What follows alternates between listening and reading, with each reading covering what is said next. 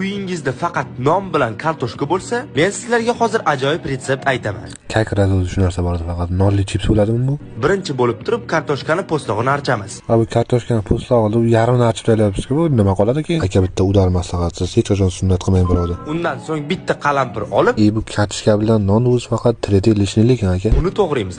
Manimcha hammani uyida ikkita dona tuxum bo'lsa kerak. Uyda emas, o'zimiz bilan olib yuramiz lekin, uni ishlatib bo'lmaydi. Bularni sal keyinroq qo'shamiz. O'zingizga qo'shib menga o'zimga kerak hali. Uyda sariyog' bo'lmasa lekin uyatda. Da, sariyog'siz uymi qo'shing, yana Kolumbiya sitrus mevalaridan, Dubayda bananlardan qo'shing siz ham. Bitta ozginasini olib qolamiz. Yana bizga piyoz, ukrop va ketchup mayonez kerak bo'ladi. Bular kam, biroz sosiska ham qo'shing orasiga. Shularni hammasini qo'shamiz va ajoyib osh tayyor. Ketchup qani buni, tuxumi qani, qayerdan kelib qoldi go'sht, qoshiq qayerdan keldi? Aka siz non bilan kartoshkadan osh qildingizmi? Sizga bitta piyoz o'zdan shashlik qilib beraman, keling oldimga.